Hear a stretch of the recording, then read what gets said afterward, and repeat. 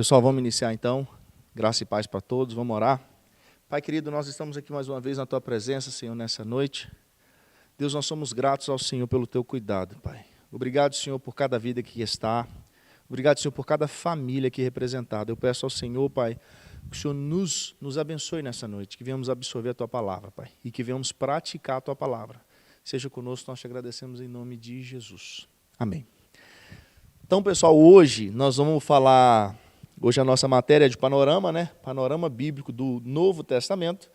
E na última aula, quem estava aqui na última aula? Todos? Estavam? Nós falamos sobre, nós só demos uma introdução, né, no Evangelho segundo Marcos. E hoje nós vamos dar sequência no estudo de Marcos. Fala, pastor, pastora, paz. Hoje nós vamos dar sequência e vamos finalizar o Evangelho de Marcos, se Deus abençoar. Nós vamos finalizar hoje, gente.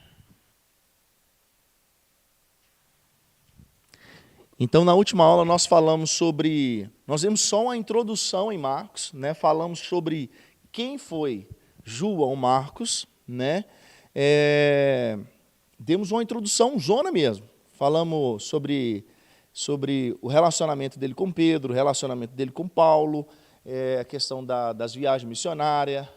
Falamos sobre o significado do livro, do Evangelho segundo Marcos. Falamos que Marcos provavelmente tenha sido o primeiro dos evangelhos sinóticos a ser escrito. Falamos do período que ele foi escrito, qual a condição que ali estava, né? E depois nós entramos no livro, né, no Evangelho de Marcos, propriamente dito. Então, nós vamos entrar em Marcos hoje, novamente, vamos dar sequência e vamos falar até o final, até o capítulo 16, se tudo der certo. Se tudo der certo, vamos finalizar. Não, nós temos que finalizar ele hoje. Lembrando que, na quarta-feira, vai ser a última aula de homilética já. Vocês viram lá um trabalho lá para nós, para quarta-feira? Todo mundo viu, né? Então, beleza, então. Aí, na quarta-feira, vai ser a nossa última aula de homilética. E aí nós vamos falar disso na quarta, por quê? Aí na semana que vem nós não vamos ter teologia. Nós não vamos ter, porque eu vou estar de folga semana que vem, carregando um neném lá em casa. E aí quando nós voltarmos, na outra semana, nós já vamos voltar um módulo novo no lugar de hermenêutica. Vamos dar sequência ainda no panorama bíblico do Novo Testamento, mas no lugar de homilética, nós já vamos iniciar outra matéria. E eu estou querendo iniciar o panorama bíblico do Antigo Testamento. Então, a gente vai ficar pegando o panorama do Antigo e do Novo, entendeu? Aí a gente vai fazer um apanhado geralzão da Bíblia toda. Aí assim que é o bom, entendeu? Só que aí, quando a gente entrar no panorama bíblico, aí a gente vai... Talvez a gente vai agarrar uns 4, 5 meses, entendeu?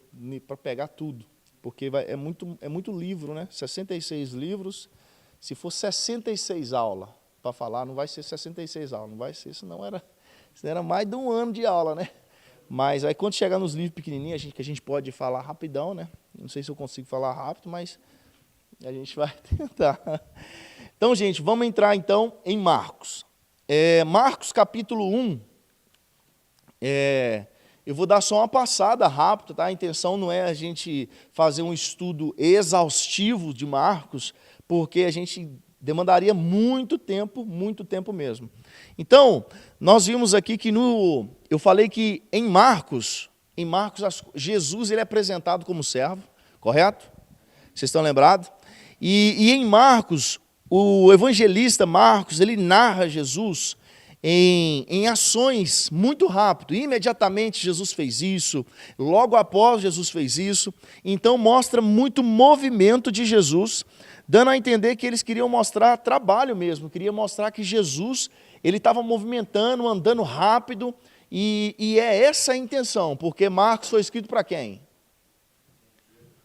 Para os romanos, né, que representava ali os gentios também, né? Mas ele foi escrito para os romanos. Por isso, nós não vemos genealogia de Jesus em Marcos, porque Jesus é apresentado como servo não tem genealogia. Amém? Então, iniciamos então em Marcos, e a gente viu que o capítulo 1 de Marcos já, cara, ele já é assim, o 1, ele vai do versículo 1 até o versículo 45, mas olha tudo que fala no capítulo 1, velho. Já começa falando de João Batista já. Já começa falando, e começa assim, princípio do evangelho de Jesus Cristo, Filho de Deus. Aí já começa falando aqui de João Batista, aí depois entra o batismo e a tentação de Jesus, depois vem a vocação dos primeiros apóstolos, depois vem a cura do endemoniado de Cafarnaum, depois vem a cura da sogra de Pedro, depois vem a cura de um leproso. Tudo isso, cara, está dentro do capítulo 1 de Marcos. Como o Messias esperado, né? Isso, como o rei dos judeus. Isso. E então em Marcos, aí aqui eu frisei que Jesus, no versículo 14 de Marcos 1, Jesus já fala tipo meio que é a essência do evangelho. O que é a essência do evangelho? Jesus fala, ó, e depois que João foi entregue à prisão, veio Jesus para a Galiléia pregando o evangelho do reino de Deus e dizendo, o tempo está cumprindo e o reino de Deus está próximo, arrependei-vos e crede no evangelho. Isso aqui é a essência do evangelho, arrependa-se e creia. É isso, cara. Isso é a essência do evangelho. Talvez a gente mude a forma de mostrar isso, né? Mas isso é a essência. Arrependa-se e creia. É isso aí. Deixa eu ver se... Lá atrás não tem, não? Pode usar essa aqui. Eu não vou usar agora, não. Não estou precisando, não. Eu vi uma caneta por aqui na hora que eu cheguei, sabe? Só não sei onde ela está mais. Tá. Então, aí no versículo 14, Jesus fala a essência do evangelho, e Jesus vem ali, fala da tentação de Jesus no deserto. Nós trabalhamos mais essa tentação em Mateus, nós falamos sobre ela, né, aprofundamos um pouco mais. Veio o endemoniado de Cafarnaum, e depois eu falei que logo já no capítulo 1, nós vimos aqui que os próprios demônios, né, nós falamos assim, que os demônios fizeram coisas que às vezes nós cristãos não fazemos, que é reconhecer o senhorio e o poder de Deus. Eles reconheceram isso em Jesus, no versículo 21, por exemplo, aliás, 24, capítulo 1, 24. Aqui temos contigo, Jesus Nazareno, vieste destruir-nos, bem sei quem és, o santo de Deus. E respondeu Jesus, cala-te e sai dele. Então o espírito imundo, agitando, clamando com grande voz, saiu. Então, aqui nós vemos algo que os demônios eles fizeram. No versículo 31 fala assim, ó, que Jesus, ele curou a sogra de Pedro, né? Aí o pessoal, às vezes, eu falei sobre a questão do celibato, né? De o Papa, os padres, a questão do celibato, porque eles têm Pedro como o primeiro Papa, mas aí você vê que não existe uma base, porque Pedro ele foi casado. Se ele teve a sua sogra curada, ele foi casado. Então, não faz sentido o celibato impulsório. Paulo vai falar do celibato, tá, gente? Em 1 Coríntios, capítulo 7, Paulo fala de uma vida de celibatário, que é o seguinte, uma vida de uma pessoa que não vai casar, ela vai viver para a obra. Só que ele fala o seguinte, ele trata ali como dom. Tanto casar e ficar solteiro é dom. Tem a pessoa que tem o dom para ficar casado e tem pessoa que tem um dom para ser solteiro e viver uma vida de celibato, uma vida de separação para Deus. E Paulo vai tratar isso. Oi? 1 Coríntios capítulo 7. Eu gosto assim, pergunta mesmo, onde está escrito.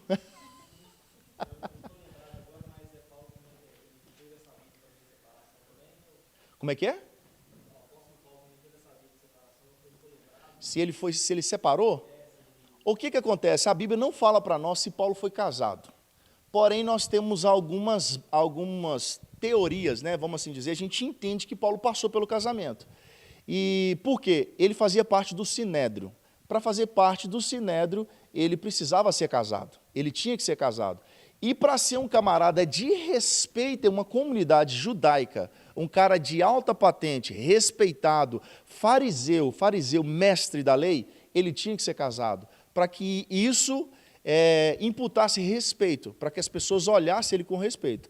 Porém, em determinado momento da vida de Paulo, talvez ou a esposa faleceu, ou o abandonou pelo ministério que ele tinha, que era itinerante, viajando de todos os lugares, entendeu? Mas eu acredito que Paulo foi casado, até mesmo pelos ensinamentos do casamento que ele dá muito ensinamento de casamento, entendeu? Mas o fato dele ser um fariseu, o fariseu, de fato, o cara mestre da lei, ele era casado, ele tinha uma família, e para ele fazer parte do sinédrio, também precisava ser casado, e ele fazia parte do sinédrio. Sinédrio era tipo um sindicato ali dos fariseus, era tipo uma comunidade dessa galera, entendeu? Jesus foi levado ao sinédrio, e ali eles provaram a Jesus, né? Então, oi? Não era de fazer serviços no templo. O sinédrio era tipo um sindicato mesmo, né? Tipo um sindicato, era uma comunidade de que os fariseus eles faziam parte, mas para você fazer parte, não era qualquer pessoa que fazia parte. Você precisava ter um nome, né? Você tinha que ter uma imagem a zelar, você tinha que ter uma família, ser um cara de referência, entendeu? Um mestre da lei. Aí você fazia parte do sinédrio, e Paulo fazia parte, então a gente acredita que ele foi casado. Mas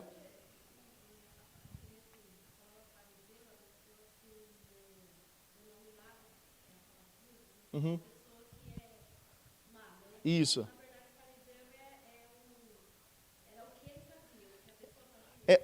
Existiam alguns grupos de pessoas na época de Jesus. Existiam os essênios, os fariseus e os saduceus. Só que e tinha outros grupos também, os herodianos, mas os escribas, fariseus, saduceus, os essênios, os herodianos. Só que os que ficaram mais famosos foram os fariseus e os escribas, né? Os fariseus, eles eram mestres da lei, né? Por que hoje, quando a gente fala assim, você é um fariseu, né? Fulano é um fariseu, porque Jesus só teve problema com fariseu e saduceu, só com essa galera. Quem eram os fariseus? Eles eram mestres da lei, só que eles eram aqueles caras que colocava sobre a lei um peso maior ainda. Nem eles conseguiam cumprir. Então, eles colocavam a religiosidade sobre tudo, entendeu? Aí quando, por exemplo, quando os discípulos 12 estão conversando ali, logo que Jesus foi assunto ao céu, eles estão pensando assim, cara, e as pessoas que vierem a Cristo, que quiserem reunir com a gente, quer servir a Jesus, esses caras vão ter que circuncidar?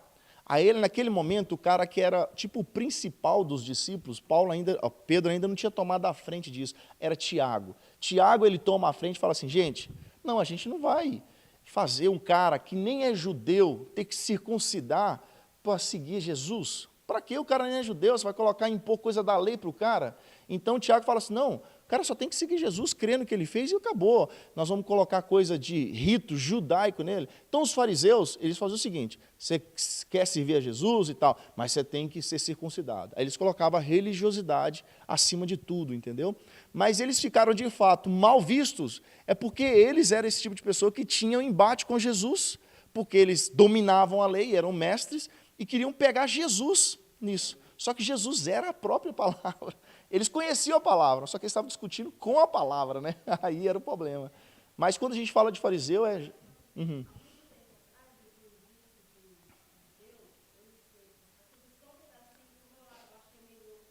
Uhum.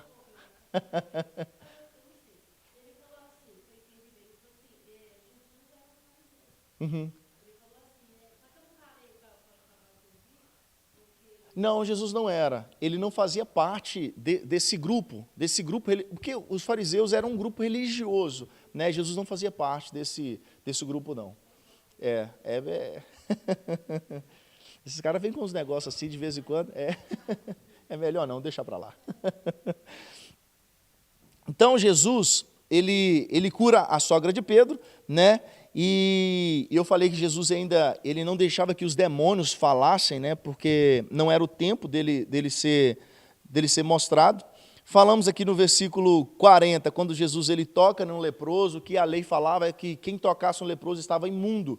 Mas aqui a gente vê o poder de Jesus, né? Porque ele toca no leproso e ao invés de Jesus ficar impuro, é o leproso que se purifica. E E agora, aí beleza, aí termina o capítulo 1, inicia o capítulo 2 com a história do paralítico de Cafarnaum, né? Então, vem aqui no capítulo 2, nós vemos aqui a cura do paralítico de Cafarnaum, a vocação de Levi. Quem era Levi? Mateus. E Jesus falou do jejum, tá? Eu vou começar a entrar agora, gente, a partir do capítulo 3, porque até o 2, eu acho que a gente falou, né? Ou não? Não sei se a gente falou do 2? Só iniciou o 2, né? Então, por exemplo, do versículo 1 do capítulo 12, do capítulo 2, quando fala assim, ó, em alguns dias depois, entrou outra vez em Cafarnaum e soube que estava em casa, e logo se juntaram tantos que nem ainda nos lugares junto à porta cabiam. Então aqui, que momento era esse? Que cura que aconteceu, que vocês lembram? A casa estava muito cheia, e aí chega aquela galera ali, os amigos que precisavam, 4 amigos, que pegaram um camarada que precisava chegar a Jesus, mas a casa estava muito cheia, o que eles abrem um buraco no teto e desce o cara ali na frente de Jesus, e Jesus cura esse camarada. Então, existia uma crença no meio dos fariseus, que era o seguinte: um camarada, para ele ser curado, ele primeiro teria que ter os seus pecados perdoados. Ele não poderia ser curado sem ter os pecados perdoados. E quem é que pode perdoar pecado? Deus, só Deus. Ou seja, essas duas crenças aconteciam. Quem pode perdoar pecado é só Deus, correto? Agora, para que o cara fosse curado, primeiro ele teria que ter o seu pecado perdoado. Aí vem o camarada. Crença judaica, isso. 2 vezes, Jesus apertou. Não, isso aí é uma crença judaica, você vai encontrar isso aí nos escritos da história judaica, né? Nos costumes bíblicos. Então, aí, quando esses camaradas descem, aí fala assim, ó, Jesus vendo a fé, disse, Jesus vendo a fé daqueles homens descendo um amigo, falou assim, filho, no versículo 5 aí, do capítulo 2, perdoados estão os teus pecados. E estavam ali assentados alguns dos escribas, e arrazoavam em seu coração. Ou seja, eles pensavam só, dizendo, por que diz essas blasfêmias? Eles arrazoavam o seguinte, dentro da cabeça deles estava assim, que cara é esse, velho, que perdoados são os pecados? Que cara é esse que pode perdoar pecados? Aí, quem pode perdoar pecados senão Deus? Eles pensavam, né? Aí no versículo 8, e Jesus, conhecendo logo em seu espírito, ou seja, Jesus sabendo o que eles pensavam, falou assim para eles assim, por que vocês estão arrazoando isso no seu coração?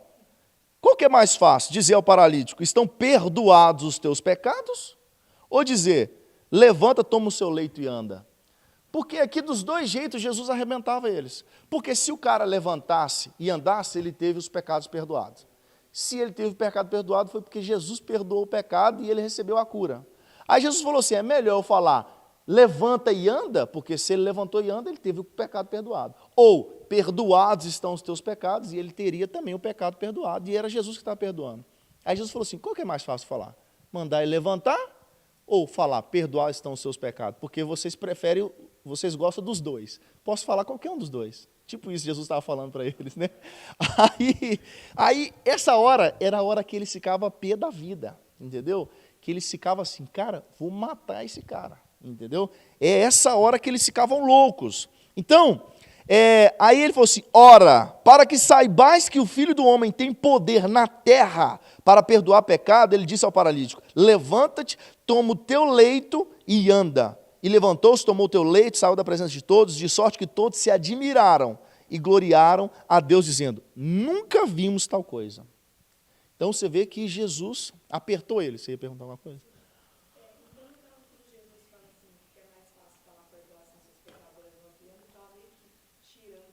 Tá, isso aí. Estava só tirando eles. Se você quiser que eu perdoe os pecados dele, eu perdoo agora. E ele vai levantar. Ou se você falar assim, mas você não pode perdoar. Não, então eu mando ele levantar. Para ele levantar, ele vai ter que ter os pecados perdoados. E eu que vou fazer isso também. Tipo isso. De qualquer forma, eu sou Deus. Tipo isso. Né? Nas outras coisas que Jesus fez,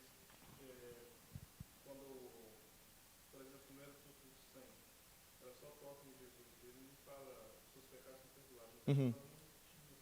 Não, não. Jesus, ele só usa essa simbologia porque era o que eles acreditavam e o que eles defendiam. Mas com a mulher de Susa não tinha isso. A mulher, ela só tocou em Jesus, porque assim, na verdade, você não precisava nem encostar em Jesus. Se ele olhasse para você e ele decidisse ser curado, entendeu? O paralítico aqui mesmo, ele fala assim, se queres, tu pode me curar. Jesus fala assim, eu quero, seja curado. Mas era só de uso para mostrar a cura? Ou... Aqui Jesus só queria derrubar os fariseus e os saduceus, porque era o que eles acreditavam no coração. E Jesus só queria mostrar para eles assim, ó, eu sou Deus. Porque eles pensaram assim, esse cara está blasfemando, perdoando o pecado, mas ele não pode perdoar, é só Deus quem faz. Aí Jesus, sabendo o que eles pensavam, falou assim, por que você está pensando isso no seu coração aí? Tipo assim, para mostrar para ele que ele... Aí Jesus fala assim, ó, para mostrar que o Filho do Homem tem poder na terra, levanta, toma o teu leito e anda. Falou com o cara, entendeu? Então Jesus, ele só desbancou os caras ali, entendeu? Ele só quis mostrar para eles que ele podia fazer e que ele era Deus, entendeu? Uhum.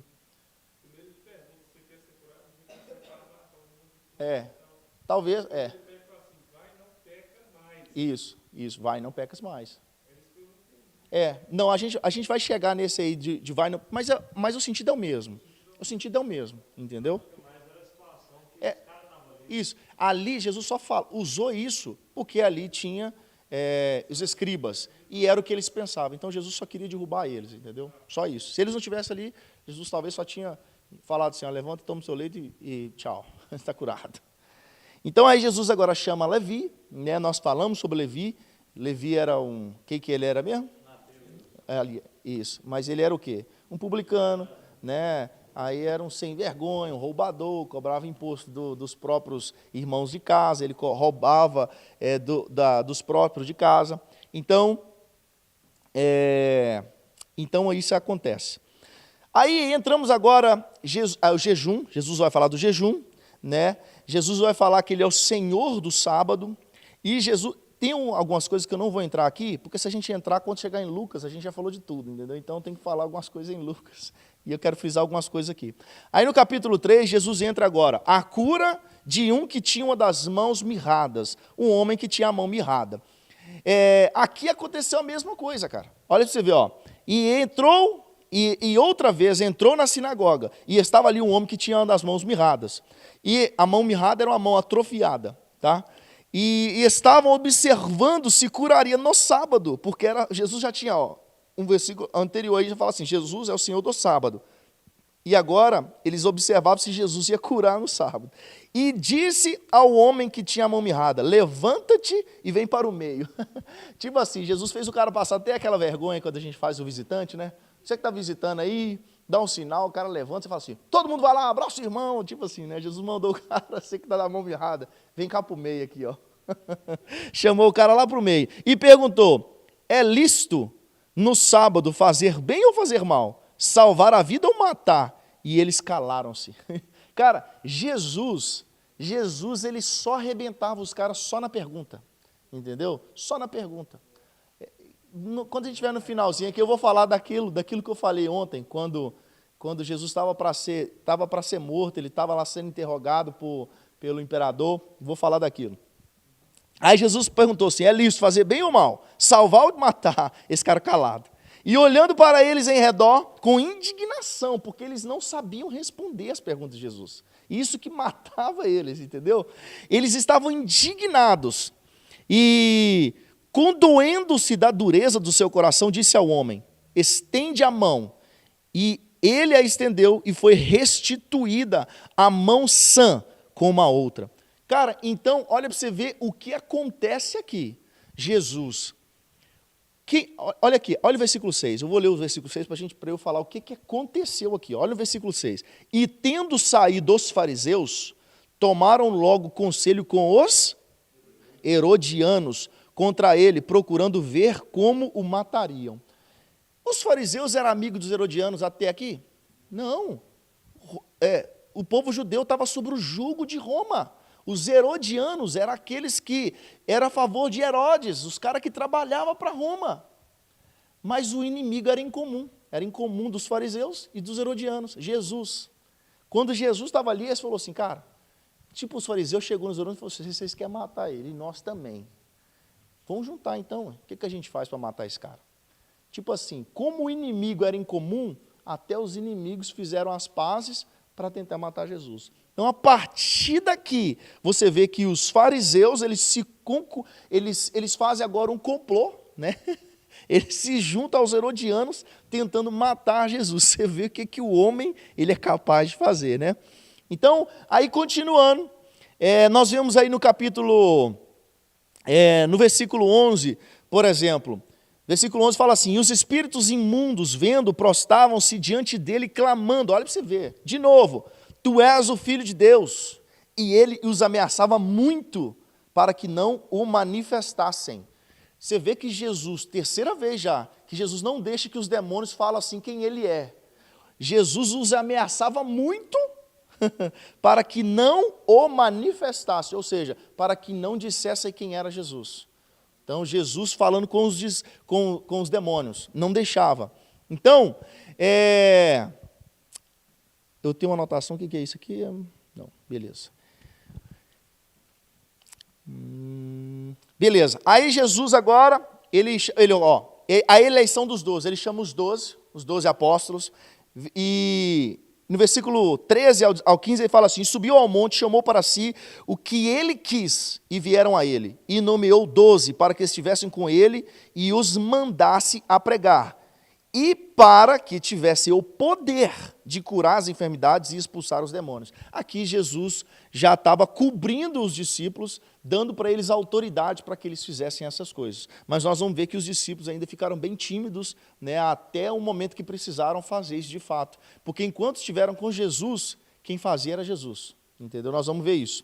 Então aqui, no versículo, aí, a partir do versículo 20, nós vamos ver sobre a blasfêmia dos escribas. No versículo 21, por exemplo, fala assim, que nem os parentes de Jesus, né, e quando os seus parentes ouviram isso, saíram para o prender, porque diziam, está fora de si. Aqui eram os parentes de Jesus. Falava assim, esse cara está fora de si, gente, dá ideia porque ele está falando, não. Falando que é Deus, ele é doido. Cresceu junto comigo dentro de casa, como é que ele é Deus? Né? Tipo isso que os irmãos de Jesus estavam falando. E aí entramos agora, no versículo 31 vai falar da família de Jesus. Aí agora no capítulo 4, Jesus vai falar sobre a parábola do semeador. Mas antes disso, no capítulo 2, gente, quando ele está falando de Levi, por exemplo, Jesus fala assim, né, no versículo 16, e os escribas e fariseus, vendo comer com publicanos e pecadores, disseram aos seus discípulos, por que come e bebe com os publicanos e pecadores? E Jesus, tendo ouvido isso, disse, os sãos não necessitam de médico, mas sim os que estão doentes. Eu não vim chamar justos, eu vim chamar pecadores. Eu vim chamar doentes. Então, cara, isso aqui às vezes pega a gente, por exemplo.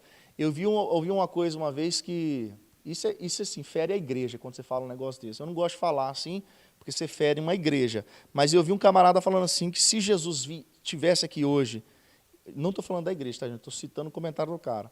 E ele falou assim, se Jesus ele ia ser excluído rapidamente, pelas atitudes que ele tinha. Sentou sozinho com a prostituta, ele sentou na mesa dos escribas, pecador. Então, voltando aqui, como que eu falo? Jesus, que esse cara falou, né? Se ele fosse de lá, que agora essa parte já vai estar no vídeo, né? Se ele fosse de lá, ele seria excluído. Porém, quando Jesus está falando assim, cara, ele está ensinando para a gente, eu devo ter amigos não crentes? Óbvio que você tem que ter.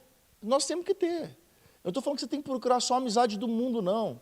Mas o que não pode acontecer é deixar que eles determinem a nossa agenda. Somos nós que temos que influenciá-los. Somos nós. Mas Paulo vai falar disso. Fala assim, eu não peço que tire eles do mundo, porque está no mundo, né? Vai ter que conviver com pessoas do mundo. Nós estamos no mundo, cara. Então vamos ter que conviver. Só tem amigo crente. Só falo da igreja. Só respira a igreja.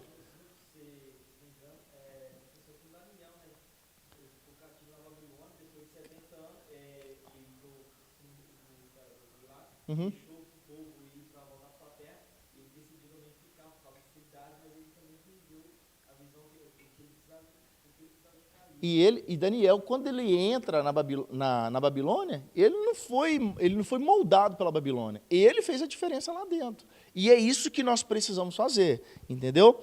Então, aí agora no capítulo 4, entra aqui a questão da parábola do semeador, né, que é uma parábola muito top. E aqui o evangelista ele faz algo bacana, porque aí ele vem depois falando da parábola da candeia, ele vem da parábola da semente, vem a parábola do grão de mostarda, aí ele vem no versículo 35, falando que Jesus apazigua a tempestade, e pronto. Só o que acontece aqui, cara? Aqui acontece agora uma sequência de parábolas bem bacana, que é, no capítulo, primeiro começa aqui, essa do capítulo 4, Jesus apazigua a tempestade. Depois, no capítulo 5, Jesus e o endemoniado de Gadareno. Depois, a filha de Jairo, a mulher do fluxo de sangue. Então, aliás, vem a filha de Jairo, mas só que aí no meio do caminho vem a mulher do fluxo de sangue primeiro, depois a filha de Jairo. Então, aqui o que o evangelista, ele narra para a gente? Ele fala o seguinte: Jesus, ele tem poder sobre a tempestade, porque ele tá lá no capítulo 4, Jesus acalma a tempestade. Então ele tem poder sobre a natureza, sobre a tempestade. Aí ele vem aqui no capítulo 5, do 1 ao 20, Jesus ele liberta um endemoniado, ou seja, ele tem poder sobre os demônios, ele tem autoridade sobre os demônios. Depois ele cura uma mulher que tinha uma hemorragia, ou seja, uma mulher de fluxo de sangue, ou seja, Jesus tem poder sobre a tempestade, Jesus tem poder sobre os demônios, Jesus tem poder sobre as enfermidades, e agora ele ressuscita uma menina. Jesus tem poder sobre a morte. Então ele faz assim, ele pega um completão de Jesus, velho. Pegando Jesus, ele controla a natureza, ele liberta endemoniado, ele cura enfermo e ele ressuscita mortos. Isso tudo numa sequência de histórias, que está aqui no capítulo 4, começando no versículo 38, terminando no capítulo 5. Então, aí aqui, por exemplo, inclusive, nós podemos usar esse capítulo 4, quando Jesus acalma a tempestade, quando a gente fala que Jesus ele é 100% homem e 100% Deus. Aqui é algo que a gente pode usar para embasar isso.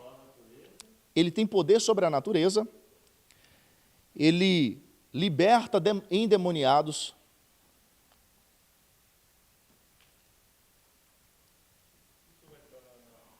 Vai estar. Ele tem poder sobre as enfermidades. E ele tem poder sobre a morte.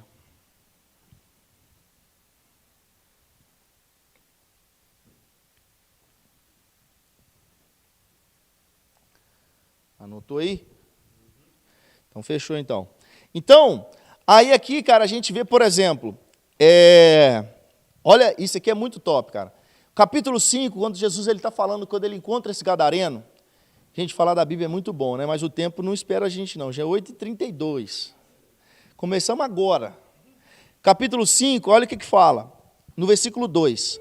E saindo ele do barco, lhe saiu logo ao seu encontro dos sepulcros um homem com espírito imundo. O que está falando no versículo 3? O qual tinha sua morada nos sepulcros, ou no cemitério, ou não sei, alguma outra versão. Mas esse cara morava onde? Nos sepulcros. Olha para você ver onde esse cara morava. Aí, quando Jesus aparece na história desse cara, olha como que termina no versículo 19. No versículo 19 aí, essa história. Jesus, porém, não lhe permitiu, porque esse cara queria ir com Jesus. Esse cara queria caminhar com Jesus. Aí Jesus fala assim, porém não lhe permitiu, mas disse, vai para a tua casa. Ou seja, o cara já tinha uma casa agora.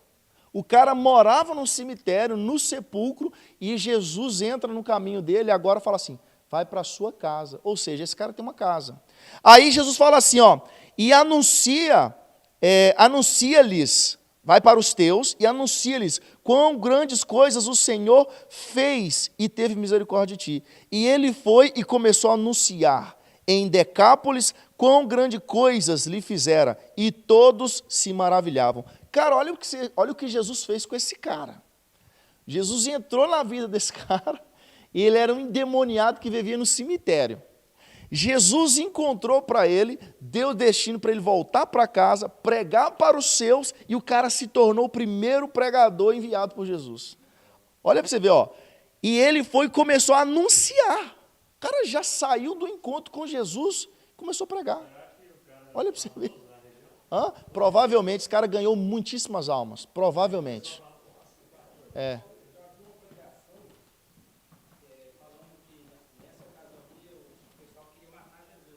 Queria matar Jesus. Porque ele matou os porcos, Aí ele se retirou.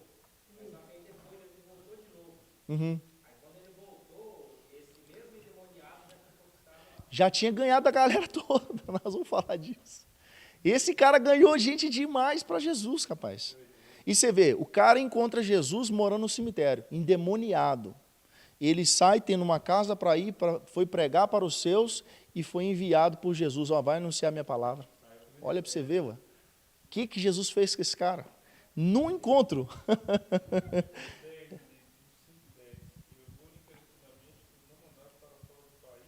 Fora daquela província, né? Ali era o seguinte, ali já não só ali já não era um povo puro, já tinha outra comunidade morando, porque não era um povo puro, porque em Israel não tinha porco era imundo, não podia ter, entendeu? Então nessa região aqui era um povo misto já. Então aqui agora Jesus ele dá sequência, ele cura a mulher, né, do fluxo de sangue, e a do fluxo do sangue é a mesma coisa, cara. Ela, no versículo 27, ouvindo falar de Jesus, veio por detrás, entre a multidão e tocou na sua vestimenta, porque dizia, se somente tocar nas suas vestes, sararei. E logo se lhe secou a fonte do seu sangue e sentiu no seu corpo estar curado daquele mal. Cara, aí você vê, a mulher, do jeito que ela chegou, ela toca em Jesus e ela sai dali curada. Então, aí agora nós vemos aqui Jesus, entramos agora no capítulo 6, Jesus ele se retira de Nazaré. E partindo dali, deixa eu lembrar aqui o que eu notei aqui, ok? Beleza. E partindo dali, chegou na sua terra, e os seus discípulos seguiam. E chegando o sábado, começou a ensinar na sinagoga. Aí, olha o que... Eu vou ler essa parte toda aqui, até o versículo 7.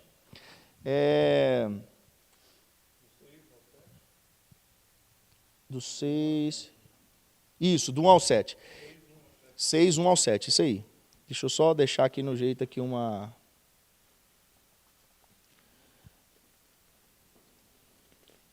Eu tinha deixado um negócio anotadinho aqui. Ok. Está aqui no versículo... Aqui. Não, é dentro da filha de Jairo ainda, antes do 6. Olha o que acontece aqui, ó. E quando Jesus ele pega, quando entra aqui no versículo 21, quando ele está indo para a casa de Jairo, né?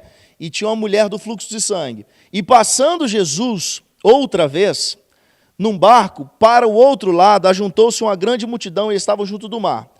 E eis que chegou um dos principais da sinagoga, por nome Jairo, e vendo, prostou-se aos seus pés, e rogaram-lhe muito, dizendo, minha filha está moribunda, rogo-te que venhas e lhe impõe as mãos, para que sare e viva. Então, Jesus ele sai agora, caminho para ir para a casa de Jairo. No caminho aparece a mulher do fluxo de sangue, a mulher no caminho ali, esbarrou em Jesus e foi curada, né? É o que o apóstolo fala, a gente precisa transbordar, e as pessoas que vão pegar do transbordo é o do que eu estou cheio, né? Jesus estava cheio de quê? Ele falou o seguinte, de mim saiu o quê? Virtude, saiu poder.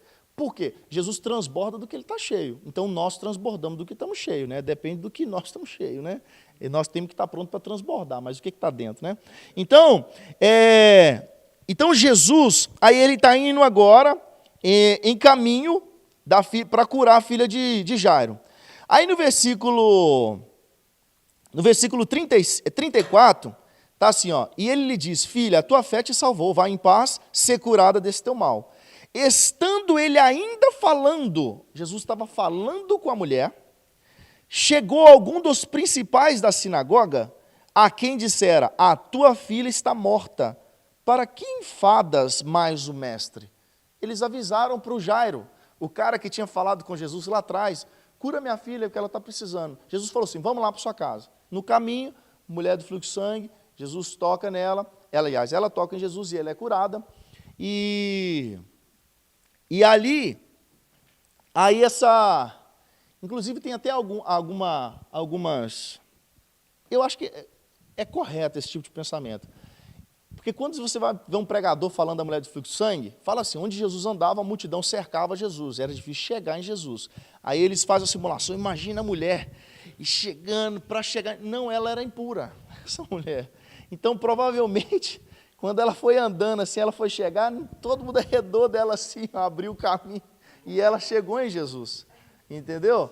Porque ela era imunda, as pessoas não podiam tocar nela, e ela já sofria disso há muito tempo. Aí, quando ela foi curada, Jesus estava indo para onde? Para a casa de Jairo. Aí chegam uns camaradas e fala assim com Jairo, Jairo, sua filha já morreu, cara, para que você está incomodando o mestre? Isso está no versículo 35. E Jesus, tendo ouvido essas palavras, disse ao principal da sinagoga, não crê, não crê, não temas, crê somente. Porque eles falaram com Jairo, Jairo, sua filha está morta. Imagina o semblante de Jairo ouvindo aquilo. Cara, minha filha morreu. Aí Jesus fala assim, não temas, crê somente. Tipo assim, eu estou indo lá, eu não estou mudando o caminho não, estou indo para a sua casa. Né? Aí, e não permitiu, Jesus falou assim, não temas, crê somente. E não permitiu que alguém o seguisse, a não ser Pedro, Tiago, João e João, irmão de Tiago. Ou seja, naquele momento que as pessoas falaram assim com Jairo, assim, Jairo, sua filha morreu, cara, para de ficar incomodando Jesus. Jesus falou com Jairo assim, não acredita no que eles estão dizendo, só crê em mim. Só que aí Jesus falou o seguinte, tipo assim, Jesus falou na minha palavra, na minha tradução, né, Almeida, revista e corrigida. Jesus falou assim, vamos lá para sua casa, só que ninguém vai vir atrás agora. Porque do jeito que vocês estão falando, vocês não acreditam no que vai acontecer lá. Todo mundo vai ficar para trás, ninguém vai vir. Olha o que Jesus fala, e, no versículo 37, e não permitiu que alguém o seguisse, a não ser Pedro, Tiago e João, irmão de Tiago. E tendo chegado na casa do principal da sinagoga, ele viu o alvoroço, e os que choravam muito e pranteavam. E então disse-lhe, por que vocês estão chorando desse jeito? A menina não está morta, ela só dorme. Aí o que eles fizeram? Riram do que Jesus falou. Esses caras é doido, rapaz. Nossa! Aí eles riram de Jesus, porém, olha o que Jesus fez.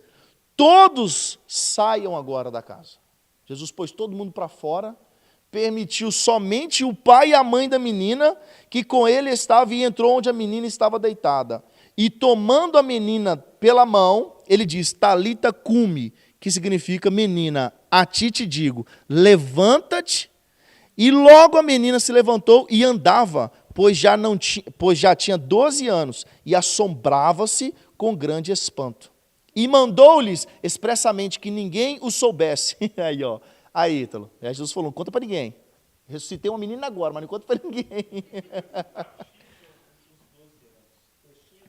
Porque eles queriam enfatizar que a menina ela já era grande e ela já andava, né? Porque ele falou assim, levanta-te, e logo a menina se levantou e andava. Por quê? Já era uma menina grande, já era um adolescente. Se fosse um bebê, ele falou assim, a menina se levantou, acordou, não ia andar, né? Talvez. Ou então eu já ouvi até o pessoal falando assim que essa menina também era coxa também, que ela não andava. Aí aqui ela ressuscitou e foi curada ainda. Mas isso aí já não precisa valorizar o milagre de Jesus, porque milagre é milagre. Mas o que eu quero enfatizar é o seguinte, Jesus, ele pôs a galera toda para fora, ele pôs todo mundo para fora, e só entrou com ele os discípulos mais próximos e os pais da menina. Por quê? Uns primeiro desacreditaram lá fora e outros riram. Aí, eu falei sobre isso quando eu preguei sobre honra. Eles desonraram a Jesus, mas o que a desonra fez com ele? A desonra fez com que eles não viram o milagre que aconteceu lá dentro. Jesus pôs eles tudo para fora. Falou assim, ninguém vai entrar comigo aqui. Todo mundo racha fora. Jesus entrou lá dentro, curou a menina só saiu andando. Eles não sabem o que aconteceu lá dentro. Porque eles desonraram Jesus. Não, aqui não está falando dessas pessoas, né? Hã? Não, não, mas tem essa galera. Mas aqui não fala que é essa galera que estava lá. Mas existia essa galera. Mas aqui podia ser a família da menina, entendeu? Podia ser vizinhos, amigos também. Mas tinha as choradeiras profissionais, né? Eram contratadas para chorar no velório. Ainda hoje existe isso, tá? Existem pessoas contratadas para chorar no velório. Isso existe. Talvez. Faz sentido, Arlan. Mas eu quero enfatizar o quê? Desonraram a Cristo, não viram um milagre acontecer. Tá? Então, aí entra aqui Jesus agora, no capítulo 6, né? Aí aqui vem outra desonra, né? Jesus ele vem falando assim que... Jesus começa a falar, né? Em Nazaré, Jesus... Partindo dali, chegou na sua terra, onde seus discípulos te seguiam. Aí no versículo 2, ele fala assim, ó, de onde lhe vêm essas coisas, e que sabedoria é essa que foi dada, e como que se faz tal maravilha por suas mãos? Não é esse o carpinteiro, filho de Maria, irmão de Tiago, de José, de Judas e de Simão? E não estão aqui conosco suas irmãs? E se escandalizaram de Jesus. E Jesus lhe diz, não há profeta sem honra, senão na sua terra, entre os seus parentes e na sua casa. E não podia fazer ali obras maravilhosas. Aqui tem um contraste, cara. Tem um contraste aqui. Por quê? Em Marcos 3, que nós lemos aí, Marcos 3, capítulo 14 e 15, só uma volta rapidinho. Olha o que está falando assim, ó. E nomeou 12 para que estivessem com eles e mandasse pregar, e para que tivesse o poder de curar as enfermidades e expulsar demônios. E quando Jesus ele encontra o endemoniado, o endemoniado, ele fala assim, se o Senhor quiser, o Senhor pode me curar. Ele fala isso com Jesus. Se o Senhor quiser, o Senhor pode. Jesus fala assim, eu quero. Olha o que o cara falou. Se o Senhor quiser, o Senhor pode me curar. O cara que o leproso falou com ele. A cura do leproso, lá no capítulo 1. Ele falou assim, se tu quiseres, tu pode me curar. Aí aqui, no capítulo 6, fala assim, Jesus não pôde fazer milagre. Por quê? Lá no capítulo 1, o cara já entendia, ele estava diante de quem? Ele entendeu a autoridade de Jesus e fala assim, tu pode me curar. Se o Senhor quiser, você pode. Jesus falou assim, eu quero, e curou. Aí aqui no capítulo 6, Jesus não pôde fazer milagre. Sabe por quê? Não é que Jesus ele foi impedido, ninguém pode impedir Jesus de fazer nada. Ele não pôde, porque era de encontro, era contra o que ele empregava. Retenção de honra. E Jesus falando assim, cara, como é que eu vou curar aqui, fazer milagres, sendo que o povo nem acredita que eu posso fazer isso? Para que eu vou fazer? Eles não crêem que eu posso fazer. Então eu não vou fazer. Eles reteram a honra, não viram milagres. Aqui é a mesma coisa. Então, isso aqui, cara, nosso Deus do céu, dá uma pregação, meu Deus e meu Pai. Se a gente for falar disso aqui, ó, nós vamos ficar aqui o mês todo. Então, aí aqui, agora continua, capítulo 6, vamos falar da morte de João Batista. Nós falamos aqui que, no capítulo 20, no versículo 20, olha, ele fala assim, porque Herodes, a gente leu isso aqui, né, falando de que eles pediram a cabeça de Herodias, né? Ela pediu a cabeça de João Batista, João Batista, aí foi lá, teve uma dança e tal, aquele negócio todo, e falou assim, quando você for, aí ele falou assim, pede o que quiser que eu te dou até metade do meu reino. Ele falou assim, não, eu quero a cabeça. Aí ela foi lá, pediu conselho com a mãe, e falou assim, o que você quer? Não, pede a cabeça de João Batista. Aí ela voltou e falou assim, eu quero a cabeça de João Batista. Mas o que é interessante aqui, versículo 20, Herodes temia a João, sabendo que era varão justo e santo, e o guardava com segurança, e fazia muitas coisas, atendendo de boa vontade, e o ouvia. Herodes sabia quem que era esse cara, rapaz, entendeu? João não era qualquer cara, João não era qualquer um. Então, ele sabia quem era João. Aí aqui, eu não quero parar aqui, porque senão nós vamos falar muita coisa também. Aí vem a primeira multiplicação dos peixes, tá? Essa primeira multiplicação dos peixes aqui é bacana também. Jesus ele vai e multiplica aqui o pão e peixe. Aí depois vem aqui, versículo 43, fala assim, e levantaram 12 cestos cheios de pedaços de pão e de peixe. E os que comeram eram quase 5.000 homens. Só citava os homens. Se cada um homem aí tivesse, não precisava nem ser todos casados, se a metade fosse casada, já ia para quase 8 mil, 7.500. Se eles tivessem um menino, aí, e esses cara tinham 3 mulheres, 4 mulheres, 14 meninos, era assim, sabe, que eles tinham. Jacó teve 12 homens e uma mulher, entendeu? Então, assim, aí você sabe que aqui só fala dos homens, 5 mil homens. Quando o povo sai do Egito, eram 600 mil homens com a idade de homens para batalha, 600 mil homens. Mas a história vai falar que eram mais de 3 milhões de pessoas. Porque 600 mil homens na idade de batalha. Então não está contando criança. De cara já não tinha criança e não contava as mulheres e nem idosos. Não contava. Você vê, 5 mulheres, 14 meninos e fora os anciãos ainda. Então, assim, era mais de 3 milhões de pessoas. E quantas pessoas que entrou no Egito? Mesmo falei ontem aqui, quantas pessoas que entrou lá?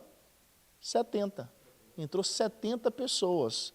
Quando Jacó era governador do Egito. E quando o povo saiu, em Êxodo capítulo 12, quando foi instituído a Páscoa, saiu mais de 3 milhões de pessoas. 430 anos lá dentro também, né?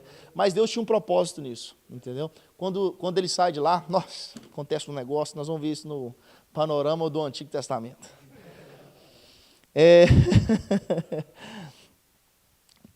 A primeira multiplicação, então foi 5 mil homens. Jesus anda agora sobre o mar. Marcos 1,41, olha o que diz em Marcos 1,41. Aliás, eu já até passei, ó. E tomando, será que é isso mesmo? Não, não é aqui não, eu que estou vacilando aqui, gente, ó. Não, é o 56, eu anotei o 41 aqui, porque eu fiz um outro exemplo aqui. É porque essa parte aqui na minha Bíblia, ó, até eu confundo, entendeu? É que tem um monte de anotação nas beiradas aqui, e setinha que leva para um outro lugar, que vai para outra página, e apontando, e falando o significado grego, do monte de negócio, que aí até eu perco aqui na que eu estou lendo aqui. Mas aí, olha, o que me chamou minha atenção é o versículo 56, cara. Finalzinho do 56 aí do capítulo 6. Versículo 56 do capítulo 6. É porque eu voltei, eu só dei uma voltinha lá, agora eu voltei lá para o 6 de novo. Aí, ó, falando assim, ó, e onde quer que entrava, ou cidade, ou aldeias, ou num campo, apresentava os enfermos nas praças e rogaram-lhe que os deixasse tocar, ao menos na orla da sua veste. E todos, olha você vê, todos os que lhe tocavam ficavam sarados. Olha para você ver. Só tocar. O negócio dele era só tocar em Jesus, rapaz. O cara já subia lá na árvore, lá em cima, Jesus passou, que já pulava lá de cima. Assim. O cara pulava de lepra, chegava lá embaixo, são. Era desse jeito. Então, tocava em Jesus, ficava curado, cara. Todo mundo. Aí aqui, Jesus, do capítulo 6, cara, até o capítulo 8, Jesus demonstra muito poder, ele realiza muitas curas maravilhosas, a multidão segue ele, mas sempre com muita oposição. Cara, eu preciso dar uma acelerada aqui, senão a gente sai de Marcos. Aí vem o capítulo 7, tradição dos anciãos. Nossa, eu tenho tanta anotação que eu não vou nem olhar o que é aqui, porque senão eu vou achar tudo interessante demais. A mulher entendeu a prioridade. Aí, olha, top demais. Ó. Deixa eu ler isso aqui. O que é isso aqui, ó? Meu Deus, isso aqui é forte, ó. A mulher cananeia,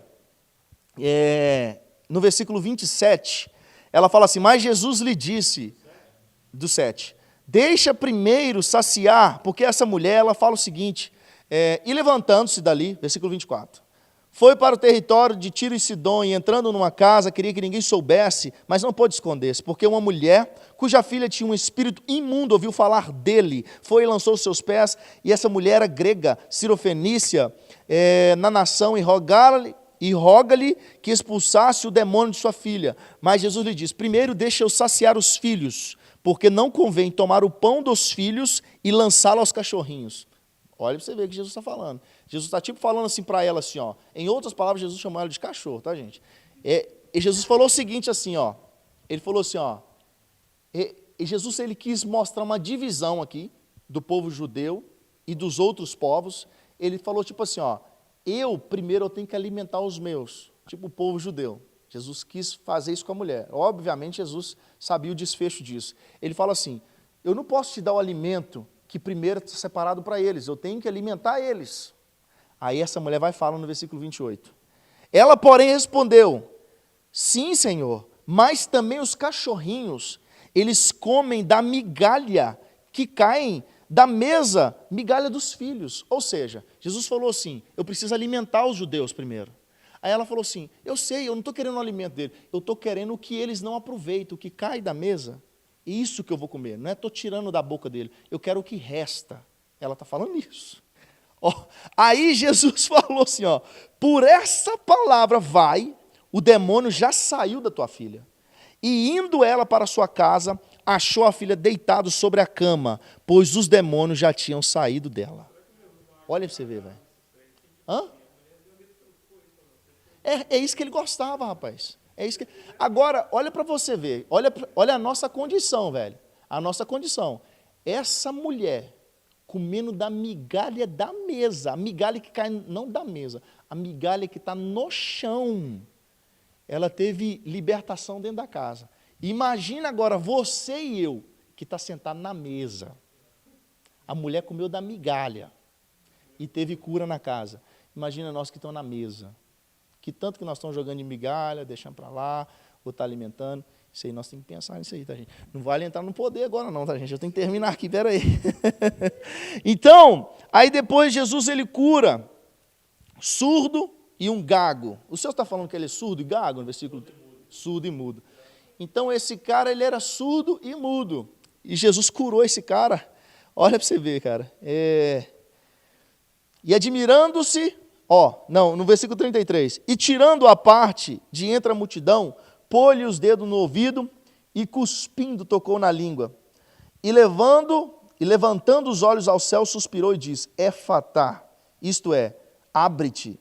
E logo se abriram os olhos, e a prisão da língua se desfez, e falava perfeitamente.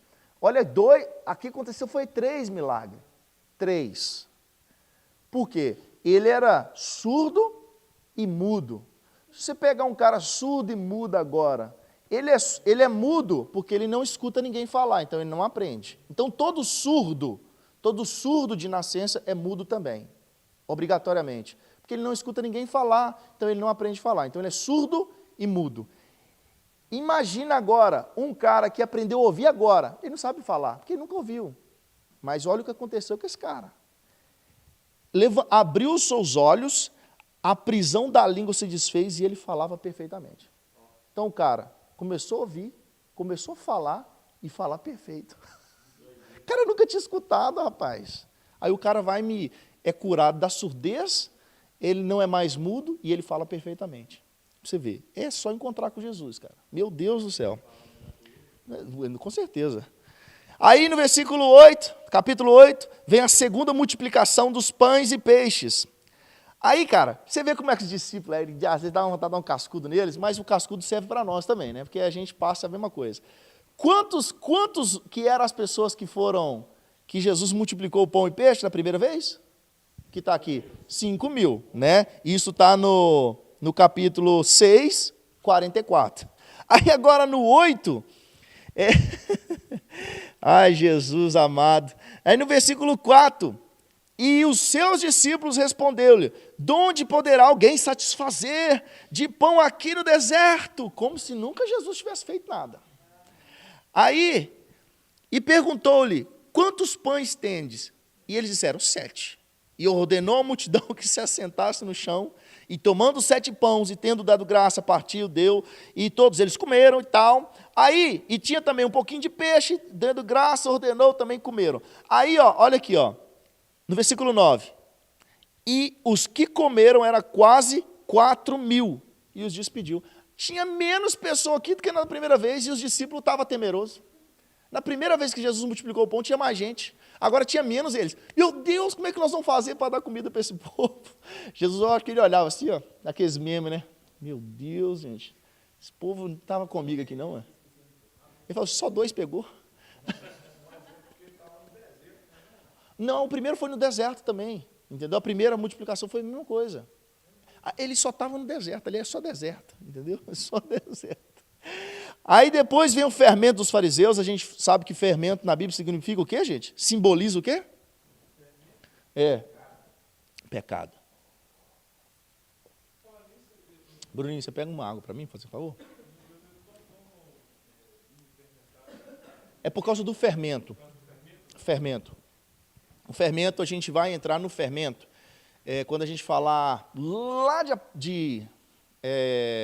não sei se a gente vai falar no... Não, nós não vamos falar no panorama bíblico, mas nós vamos falar quando a gente falar de escatologia. Porque quando a gente falar de escatologia, nós vamos ter que falar das 7 festas judaicas, nós vamos entrar na festa dos pães ázimos, que eram os pães sem fermento. Hã? Não, ela é depois da Páscoa, né? Aí agora vem pães ázimos, vem na pegada. O pães ázimos é depois da Páscoa. Obrigado, viu, Rogelista? Eles não tomam fermentado. Aí Jesus vem falar dos fermentos, o fermento dos fariseus. Aí agora, Marcos 8:31, isso aqui é forte, galera, ó. E começou a ensinar-lhes, aliás, antes desse aí, ó, o 8, fala da multiplicação dos peixes, fermento dos fariseus, fala da cura de um cego de Betsaida, a confissão de Pedro, né, que Jesus pergunta para a galera, né, quem que os homens dizem que eu sou? Ah, Elias, é fulano de tal, João Batista. Ele fala, mas e vocês? Eu quero saber de vocês. O que vocês dizem quando perguntam? O que vocês falam que eu sou? Aí Pedro vai falar, tu és o Cristo, tal. Aí, Jesus, no versículo 31, olha o que ele fala. E começou a ensinar-lhes que importava que o Filho do Homem padecesse muito e que fosse rejeitado pelos anciãos e pelos príncipes dos sacerdotes e pelos escribas e que fosse morto, mas que depois de 3 dias, ressuscitaria. Então aqui, cara, Jesus já falou para os discípulos o que ele veio fazer. Correto? Aqui nós estamos vendo aqui que Jesus ele já falou, eu vou morrer, eles vão me rejeitar, os fariseus, os escribas, os sacerdotes, eu vou morrer, mas eu vou ressuscitar. E aí no capítulo, aí só para vocês gravar isso aí, porque vai acontecer isso de novo. Aí depois Jesus fala que cada um tem que levar sua cruz, depois vai falar lá que Pedro estava perguntando a Jesus, né? Como é que João vai morrer? Pedro queria saber como é que João ia morrer, Jesus, não preocupa com João não, Pedro, preocupa com você, rapaz. Aí depois vem a transfiguração, top também. Eles subiram ao monte, Jesus se transfigurou lá no monte, e estavam com Jesus Pedro, Tiago e João. Aí quem transfigurou junto com Jesus? Moisés e Elias. O que eles representavam, cada um deles? A lei e o profeta. Moisés representando a lei, Elias os profetas. Então, ali aconteceu algo tão top, que Pedro ele fala assim, vamos fazer 3 tendas. Uma para Moisés, uma para Elias e uma para o Senhor Jesus. Ele nem quis fazer uma tenda para eles, não.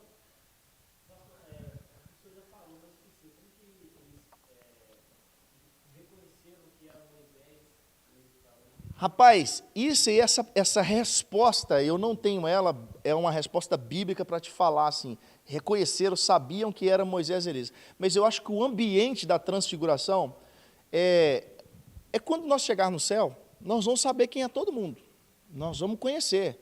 E eu quero sentar lá um pouquinho com Paulo, depois que eu aproveitar bastante de Jesus, sentar com Paulo, Moisés, Josué, com essa galera aí, entendeu? Sentar com eles, perguntar a Jó como é que era o sacrifício que ele fazia, que ele imaginava que os filhos dele estavam pecando, ele já estava fazendo um sacrifício para Deus perdoar, se é que eles estavam fazendo alguma coisa errada. Eu falo assim, cara, como é que era isso? Então eu imagino que aquele ambiente foi propício para que eles olhassem e vissem, rapaz, é Moisés e Elias que está ali. Então eu acho que o ambiente foi propício da glória, eles viveram um pouquinho do que está preparado, né? Eles viram aquilo ali, entendeu? Então, aquele ambiente foi propício para eles entenderem quem era Moisés e Elias. Mas a Bíblia não fala para nós, explicando, sabe? Como é que eles sabiam. Isso. Não, Jesus ele não se apresentou como, por exemplo, lá Moisés falou assim, eu quero te ver. Jesus falou assim, eu vou passar na fenda da rocha de costa. Aí Jesus passou de costa na fenda e Moisés ficou com a cara brilhando um tempão. Ali Jesus transfigurou, mas não foi nessa proporção ali. Foi tipo assim, ali foi um gostinho do que está preparado. Mas a glória foi tanta que Pedro quis ficar lá. Pedro falou assim, não vão descer daqui não, vamos ficar aqui, Senhor. Não sai daqui não, vamos fazer uma tenda.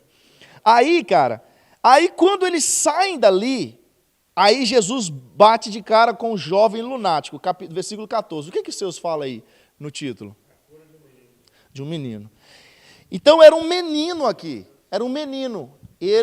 Provavelmente ele sofria de epilepsia, e esse menino, quando os discípulos chegaram até ele, aí falou assim, versículo 16. E perguntou-lhe aos escribas, quem é que discutis com ele? E um da multidão respondendo disse, mestre, trouxe-te o meu filho que tem um espírito imundo, um espírito mudo, e onde quer que o apanha, despedaça-o, e o espuma e range os dentes, e vai-se secando. E eu disse aos teus discípulos que o expulsassem, e eles não puderam fazer isso. E Jesus respondeu, geração incrédula, até quando estareis convosco? Até quando vos sofrerei ainda? Traze o menino. E trouxeram-lhe. Quando ele o viu, logo o espírito agitou com violência, e caindo, endemoniado por terra, revolvia-se espumando. E perguntou ao pai dele, quanto tempo há que sucede isso? E disse-lhe Jesus, desde a infância. Olha para você ver, menino não tem demônio não. Aí Jesus fala aqui, quando é que tá? Desde quando tem isso? Jesus fala com o pai do menino, desde a infância. E muitas vezes o tem lançado no fogo e na água para destruir. Mas, se tu podes, faça alguma coisa, tem compaixão de nós e ajuda-nos. Cara, e Jesus falou, se tu podes crer, o cara falou, se tu podes, né? Aqui o podes de novo, né?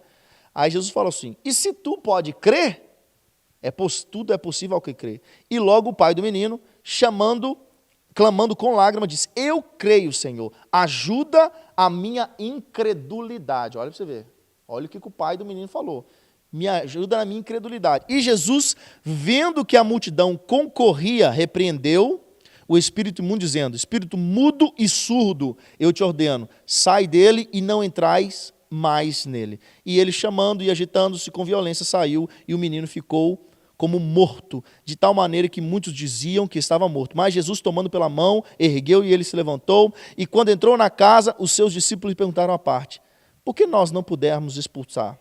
E disse-lhe Jesus, esta casta não sai com coisa alguma, a não ser com oração e jejum. Mas o que eu quero frisar é agora, versículo 30 e 32, versículo 30 ao 32. E tendo partido dali, caminharam para a Galiléia, e não queriam que alguém o soubessem. Porque ensinava aos seus discípulos e dizia, o filho do homem será entregue na mão dos homens, e matá-lo-ão, e morto ele ressuscitará ao terceiro dia. Jesus falou de novo com os discípulos.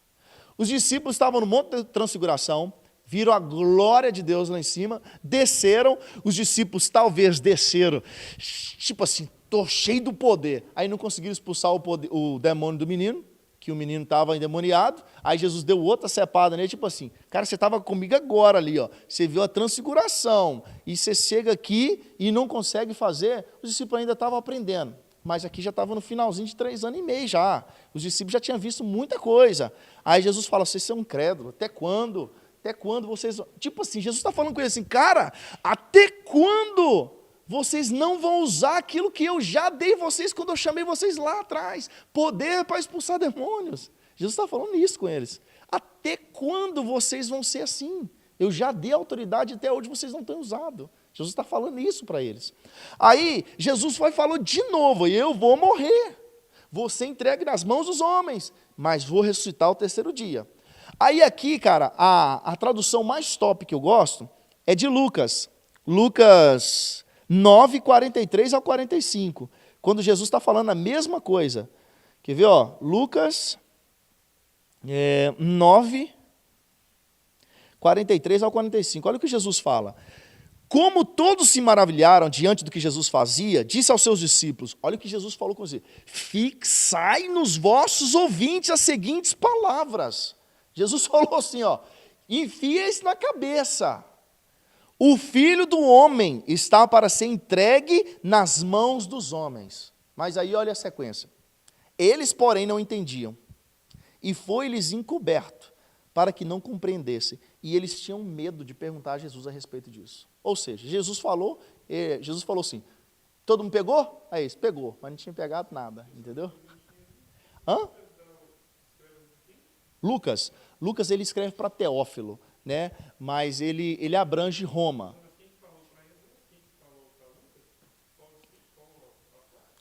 Lucas foi Paulo. Paulo. Paulo relatou provavelmente história de o Evangelho e Atos. Atos também, ele também teve auxílio. Então aqui, o melhor relato para mim é o de Lucas, quando ele fala assim, fixai nos vossos ouvidos, o Filho do Homem ele vai ser morto, ele vai ser entregue, só que ele vai ser ressuscitado no terceiro dia. Então, os discípulos, aí vem aqui, cara, Marcos 9, aí, rapaz, os discípulos faziam raiva demais, menino. Jesus está falando essas coisas com eles, sabe o que eles estão preocupados? Quem era o maior no reino do céu. Ele estava assim, eu que sou o maior. Aí o outro, não, eu que sou. Aí o Bruninho, não, é eu que sou o maior, é porque eu pego água para o pregador. Aí eu falo assim, não, eu sou o pregador, eu sou o maior. Aí, então os caras estavam brigando assim. E Jesus tinha acabado de transfigurar, dar uma cepada neles, mostrar que eles não usavam as armas que Jesus já tinha dado para eles, e eles estavam preocupados quem era o maior no reino.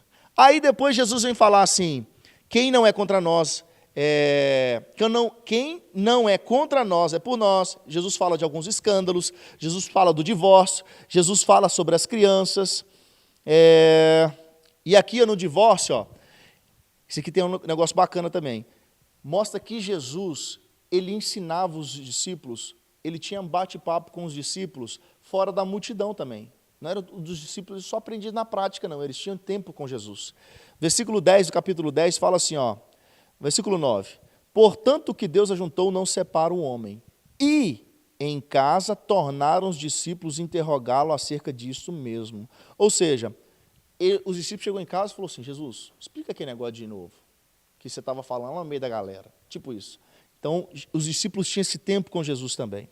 Aí aqui, nós entramos agora, jovem rico, folha 2 à parte, que eu deixei anotado aqui. Meu Deus, ó. Nossa, tem mais 3 folhas aqui. Deixa eu ver. Mas eles não vão terminar hoje, em nome de Jesus. Aí, nossa, deixa eu ver o que é isso aqui, está anotado aqui. Grampeei em cima aqui, ó, do número. 11, 15, ok. Aí depois vem aqui os pedidos do filho de Zebedeu, né? Eles falam assim, deixa meu filho sentar perto de você aí, ele que tal. Cego de Jericó, a entrada triunfal de Jesus em Jerusalém. Aí no capítulo 11, 15, olha o que fala assim, ó. E vieram a Jerusalém, e Jesus entrando no templo, começou a expulsar os que vendiam e compravam no templo, e derrubou as mesas dos cambistas e das cadeiras dos que vendiam pomba. Rapaz, eu tinha um negócio tão top para falar para vocês aqui, mas vai me levar tanto tempo, eu esqueci. Senão eu já tinha adiantado aqui, entendeu? Eu vou pular isso aqui, na próxima, eu em Lucas, quando nós chegar nessa parte aqui, ó, eu vou lembrar. Eu vou até fazer uma anotação aqui. Meu Deus, é forte, hein? Então, aqui, cara, pastor, vai entrar no que você perguntou, né? Dos grupos que seguiam Jesus. Existia aqui o grupo fariseu, saduceu, essênio, herodianos. E dentro dos fariseus, os fariseus existiam os escribas e existiam os doutores da lei. Esses caras eram o quê? Eles eram os mais conservadores, os escribas e os doutores da lei. Era aqueles caras que cumpria a lei mesmo, na risca. E dentro dos saduceus, essa galera era mais liberal. Era aqueles caras que não acreditavam, por exemplo, no Antigo Testamento todo. Eles não acreditavam em anjo, eles não acreditavam em ressurreição. Esses caras estavam dentro dos saduceus. Dentro dos fariseus tinha os mestres da lei e tinha os escribas. E os saduceus, olha quem eram os saduceus. Os saduceus eram os camaradas, Até aqui, gente, quem que persegue Jesus? Até onde nós estamos lendo? Todo mundo que está perseguindo Jesus é fariseu. Fariseu e escriba. O escriba está dentro dos fariseus. Esses caras que perseguiam Jesus. Só que agora Jesus ele entra no templo. O templo, cara, era uma mina de ouro. Mina de ouro, muito dinheiro. Quem tomava conta do templo? Quem tomava conta do templo eram os saduceus. Roma deu privilégio para eles tomar conta do templo. Roma falou assim com os saduceus: vocês tomam conta do templo. E o que acontecia dentro do templo? Existiam 3 festas em Israel que eram as festas de peregrinação. Que era assim, onde o povo morava em Israel, em Tesamera, onde eles moravam, eles tinham que ir a Jerusalém nessas festas, que eram Páscoa, Pentecoste e Tabernáculo. Esses caras, todo mundo, todos os judeus do mundo que estavam espalhados, eles iam para Jerusalém nessa festa, porque o templo ficava lá, eles tinham que ir lá. E o que acontecia? Na hora que eles chegavam em Jerusalém, imagina que o cara morava fora de Israel, a moeda era outra. Na hora que ele chegava em Jerusalém, ele tinha que trocar a moeda pela moeda local, mas no câmbio, era tipo quando você vai mandar o dinheiro para o TransferWise lá para o Brasil, o aplicativo te cobra um dinheiro. Você vai no brasileiro ali, você nem quanto que eles te cobram para mandar um dinheiro para o Brasil. Aí aquele câmbio ali, para trocar a sua moeda, entrava dinheiro no cofre do templo. E quem que faturava com isso? Os saduceus. Porque tinha muita gente. Israel, quando era pequenininho, gente, todo mundo levava um cordeiro. Todo mundo levava, saía carregando o cordeiro, a família com o cordeirinho lá. Só que depois o povo ficou muito grande. Espalhou gente na nação inteira. Aí sabe o que foi permitido por lei? Eles levavam dinheiro para chegar na porta do templo e comprar um animal para ser sacrificado. Então eles podiam levar, porque a viagem era muito longa, dias de viagem, eles permitiam, não precisa levar o cordeiro, você que mora longe, traga o dinheiro. Aí às vezes o cara vinha de fora do país, chegava lá o dinheiro dele, para ele comprar o cordeiro ele tinha que fazer a troca. Aí existia uma taxa que era ágil. Você ia perguntar uma coisa? Podem mexer, né? Aí tinha essa troca, o ágil, que era o que entrava no bolso de quem? Dos saduceus, que era o cara que tomava conta do templo. Isso, cara, era uma mina de ouro. Aí Jesus, ele chega, cara, no versículo 11, e ele chega quebrando aquele trem tudo. Começou a expulsar os que vendiam, compravam no templo, e derrubou a mesa dos cambistas, e as cadeiras que vendiam, agora o versículo 16 do capítulo 11. E não consentia que ninguém levasse algum vaso pelo templo. E os ensinava dizendo, não, está escrito, a minha casa será chamada por todas as nações da casa de oração, mas vós a tendes transformado em covil de ladrões. E os escribas, olha agora, e os escribas e príncipe dos sacerdotes, tendo ouvido isso, buscavam ocasião para matar, pois eles o temiam, porque toda a multidão estava admirada acerca da sua doutrina, e sendo já tarde, saiu para fora da cidade. Olha o que aconteceu aqui, cara. Jesus atacou o centro da corrupção, o templo, onde acontecia a corrupção violenta, dinheiro demais. E agora, só que quando Jesus mexe ali, até aquele momento, Jesus era perseguido pelo próprio povo judeu, pelos fariseus. Só que agora ele subiu um degrau no lugar que ele foi mexer, ele mexeu no vespeiro, porque ele mexeu no dinheiro e eles mexeu com os saduceus. E os saduceus tinham influência no governo. Eles tomavam conta porque Roma deu para eles. Agora, além dos fariseus, os escribas, os herodianos, que eles tinham se misturado, agora quem misturou foi os saduceus, que tinham acesso a Roma. Eles tinham acesso ao governo. Ele falou assim, não, nós vamos matar esse cara. Porque até enquanto ele não tinha mexido com eles, estava de boa. Só que a partir daqui, quem lidera o desejo de matar Jesus são os saduceus. Os fariseus ficam meio de lado, como se os fariseus falassem assim, vocês têm apoio de Roma? Parte para cima, nós vamos te dar um apoio aqui. Foi isso que aconteceu. Então, a partir daqui, aí nós vemos aqui, interrogação acerca do batismo de João, era quando eles perguntam para Jesus, né? Jesus agora, cara, eles começam a perguntar, quer ver, ó? Principais, isso. Eles perguntaram a Jesus assim, com que autoridade que você faz essas coisas? Depois que Jesus quebrou tudo, né? Aí Jesus fala assim, eu respondo se vocês me responderem uma coisa. Com que autoridade era feito o batismo de João? Aí eles pensaram com eles assim, ó, se a gente falar que a autoridade de João era um batismo de autoridade de Deus, ele vai falar com nós assim, por que vocês não acreditam em mim então? Porque João falou que eu era Deus. Agora, se nós falar que não era com a autoridade dos céus, o povo tudo aí está fora, eles amam João, e tem João como homem de Deus, eles vão nos atacar. Aí o que eles falaram para Jesus? Não sei com que autoridade que era o batismo de João. Aí Jesus fala assim, também não vou responder vocês com que autoridade eu faço essas coisas. Rapaz, esse ficava bravo com Jesus, rapaz. E Jesus não tinha mexido, não. Aí depois vem aqui a parábola dos lavradores malvados, interrogação acerca de tributos. Os saduceus e a ressurreição, eles não criam na ressurreição, tá? Os saduceus. E Jesus fala sobre isso. Aí agora, deixa eu ver aqui para a gente... Estou finalizando já, tá, gente? Deixa eu ver aqui. Beleza. Aí vem aqui, Cristo, filho de Davi, Jesus censura os escribas, o sermão profético, o princípio das dores, a oferta da viúva pobre, o sermão profético continua, a grande tribulação, Jesus vai falando das últimas coisas, sermão profético, a vinda do Filho do Homem, a vigilância, a consulta dos sacerdotes. E aqui agora, o jantar em Betânia e o preço da traição e a última Páscoa, a Santa Ceia. Cara, aqui tudo está preparado para a traição e o martírio de Jesus, tudo está preparado.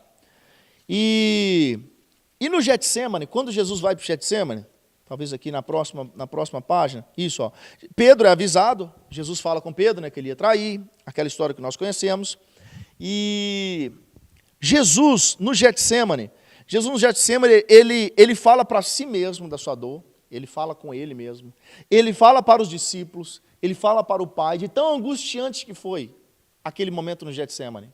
Jesus fala com os discípulos, tira um tempo, ora comigo, e Jesus abre o coração para os discípulos. Jesus chama dos discípulos Pedro, Tiago e João para andar um pouquinho mais perto dele, e ele fala com os discípulos o que a alma dele estava angustiada com aquilo. Só que o que aconteceu? Os discípulos o quê? Dormiram.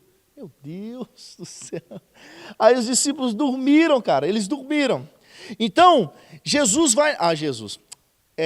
Marcos vai narrar que quando Jesus, aliás, quem narra melhor essa parte é João. João vai narrar que quando Jesus está ali, naquela aflição, lá no Getsemane, pronto para ser entregue, e ele está aflito, cara. A Bíblia fala que ele suou gotas de sangue que ia até o chão. Aí Jesus aflito, mas chegou a hora que acaba a aflição, Jesus entendeu que ele tinha que passar e acabou, ele levantou e falou assim, prepara aí que eles estão chegando. Jesus sabia, ó, os caras estão chegando. Tanto que na hora que os soldados chegam para pegar Jesus, aí eles falam assim, aí Jesus fala assim, quem que vocês estão buscando? Aí ele fala, Jesus de Nazaré, ele, sou eu. Aí o que aconteceu? Não. Antes de cortar, os caras tudo caiu no chão. Jesus falou assim, quem que vocês estão buscando? Aí ele, Jesus, aí ele, sou eu. Aí todo mundo caiu. Só de Jesus falar, sou eu. Aí eu imaginei ele se recompondo, levantando todo mundo. Né? Aí, cara, Jesus não teve, Jesus se entregou voluntariamente. Aí Jesus ele se pôs à frente dos discípulos e falou, pode pegar. Aí foi quando aconteceu. Pedrão chegou lá, cortou a orelha do cara. Como é que era o nome do cara? Malco. Mal contado. Aí Jesus ele se coloca na frente dos discípulos e ele fala, me leva, cara. Sou eu que você está procurando. Aí eles vão lá e pegam Jesus e levam Jesus preso. Aí nós conhecemos que Jesus é preso. Jesus vai perante o Sinédrio. E eles tentam acusar Jesus, cara. Jesus, aí vem aqui, Pedro nega Jesus. Jesus perante Pilatos. Ontem eu falei disso aqui na ceia, né? Eu falei sobre a Páscoa. E aí, Jesus, ele é acusado, sabe de quê?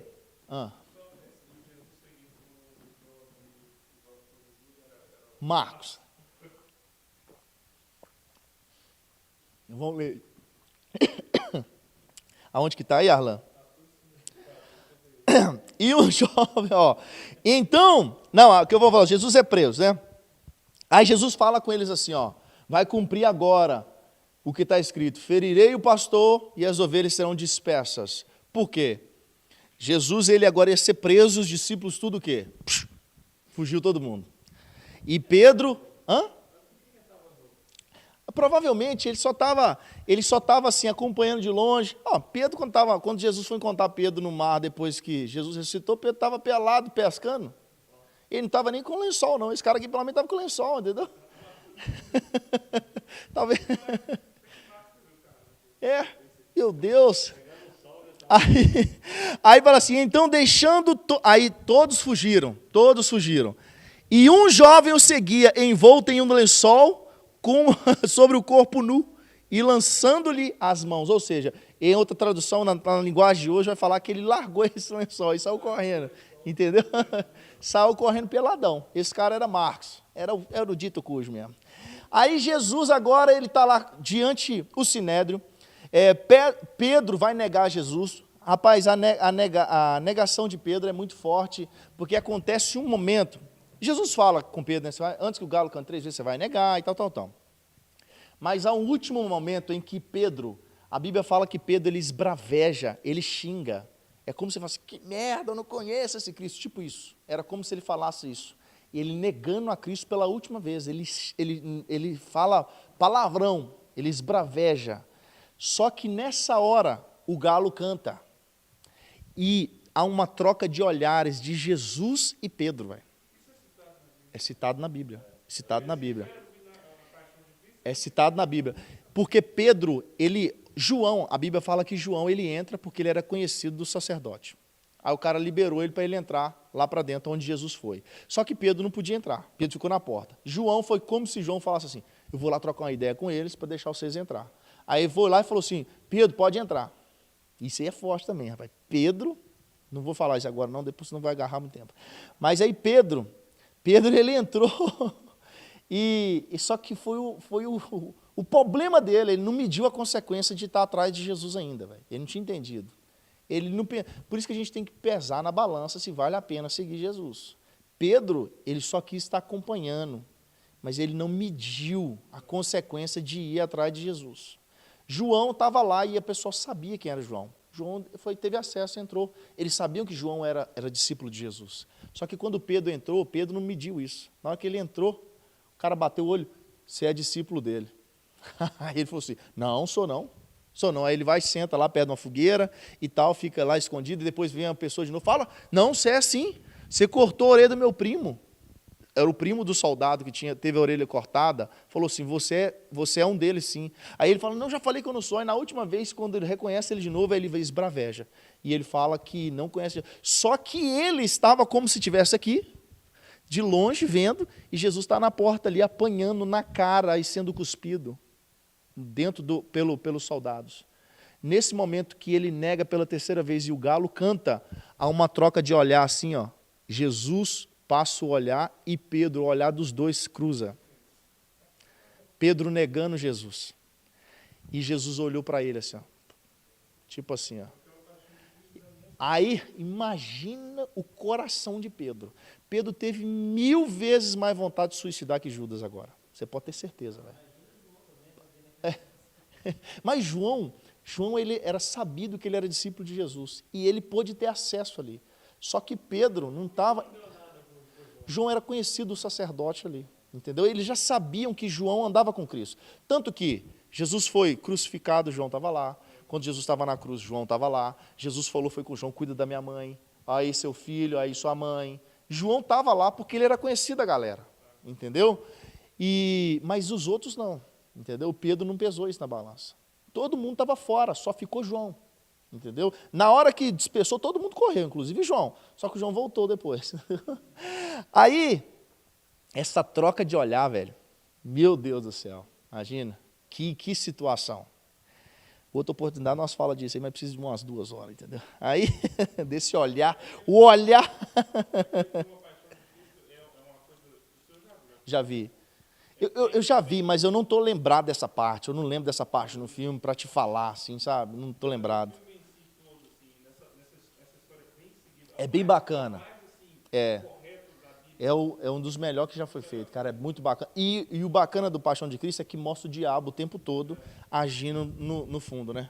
Que cara lá com um negócio na cabeça, só olhando assim, até com um bicho, um menininho pequenininho, um capetão também na mão lá assim, e fala assim, velho, é aquilo ali mesmo, entendeu? O diabo estava por trás da história, velho, entendeu? Só concomunando ali, pensando assim, o que eu vou fazer? Aí Jesus agora, cara, ele é entregue ao Sinédrio, e eles acusam Jesus de blasfêmia.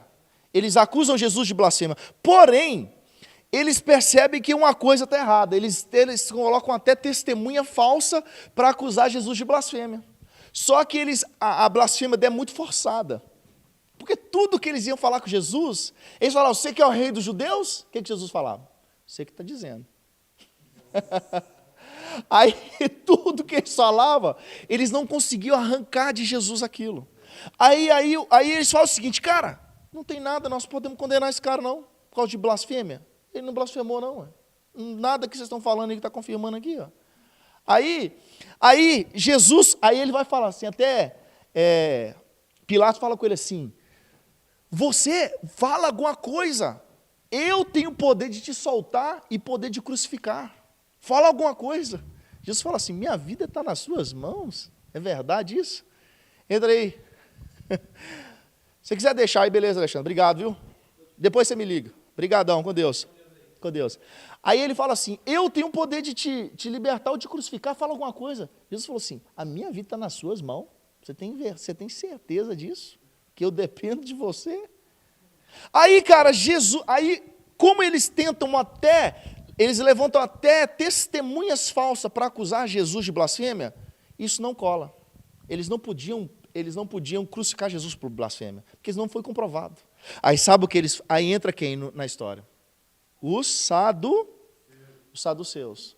Aí eles falam o seguinte, vamos falar que ele está contra o império, contra o governo, porque aí juntou duas acusações, blasfêmia e traição do governo. Ele juntou agora uma acusação política e uma acusação religiosa, falou assim, ele está conspirando contra Roma. Aí, isso aí, quem fez isso? Saduceus. Era eles que tinham acesso a Roma. Os fariseus ele blasfemou. E os saduceus falou assim, e ele conspirou contra Roma. Aí veio a condenação. Duas acusações, religiosa e civil. Aí, aliás, política e civil. Então, Jesus agora, ele é condenado, e nós sabemos a história, Jesus, ele é açoitado, ele tem o caminho ali da humilhação, o caminho do Gólgota, e no capítulo 15, Jesus é crucificado e ele morre, né? Fala aqui no capítulo 15, Jesus perante Pilatos, lembrando o quê? Eu falei ontem aqui, né? Não dá tempo. Não dá tempo, não. A gente fala na próxima, em Lucas. Aí Jesus, ele é crucificado. A Jéssica falou comigo, essa pastora Jéssica. Pastor, vai ter que ter um dia que você vai ter que dar essas palavras que você falou. Hoje não dá tempo, fica para a próxima. Vai ter que ter um dia que você vai ter que falar disso. Nunca chega os dias, né? Só fica para a próxima. Aí Jesus agora, ele é crucificado. Nós sabemos do sepulcro de Jesus, né? Jesus ressuscita. Em Marcos 16 vai falar da ressurreição de Jesus, a aparição deles e da grande comissão, cara. Versículo 14. Olha aí, todo mundo lê comigo. O capítulo 16, versículo 14. Finalmente apareceu aos 12. Aos 11, oh meu Deus, estando eles assentados juntamente, e lançou-lhes em rosto a sua incredulidade e dureza de coração, por não haverem crido no que tinham visto já ressuscitado. Cara, Jesus tinha falado com eles. Eu li com vocês pelo menos 3 vezes que Jesus falou, eu vou ser entregue na mão dos homens, eu vou ser perseguido, vou ser morto, mas vou ressuscitar no 3º dia. Rapaz, é isso aqui que me intriga com Judas. Por que Judas teve que morrer? Ele não tinha que morrer. Se Judas tivesse ficado vivo, não ia mudar nada no Evangelho, absolutamente nada. Só que ele ia só ser igual Pedro, que teve, ele ia ser, os discípulos estavam tão desligados andando com Jesus, que se eles estivessem ligadão, quando Judas fez aquilo, e Judas desesperou, eles falaram assim, Judas, daqui 3 dias ele está de volta, pede perdão. Pede perdão, cara. Foi, ué. Judas ele não se arrependeu, porque o arrependimento é um processo. Ele teve remorso. Ele voltou, devolveu as pratas, as moedas, falou, não quero mais. Só que não tinha o que fazer. Já tinha sido feito. Pedro foi a mesma coisa. Negou Cristo 3 vezes, ele traiu Jesus. Só que ele teve a oportunidade de fazer o arrependimento por completo. Entendeu? Ele voltou a Jesus e se arrependeu. Judas, ele parou no remorso e suicidou. Só que se os discípulos tivessem ligadão, os discípulos aqui era a igreja, velho. Por isso que nós temos que estar ligados. Tem gente suicidando do nosso lado, espiritualmente, porque nós estamos desligados. Se os discípulos tivessem falado, Judas, faz isso não, cara. Daqui 3 dias está aí, você não lembra que ele falou com nós? Nossa, meu Deus. 2 momentos em que a igreja dormiu. Na transfiguração, a igreja ali representada, Pedro, Tiago e João, em Lucas vai falar que eles dormiram lá em cima. Na transfiguração, eles dormiram lá também. No Getsemane, quando Jesus estava orando, eles estavam o quê? Dormindo também.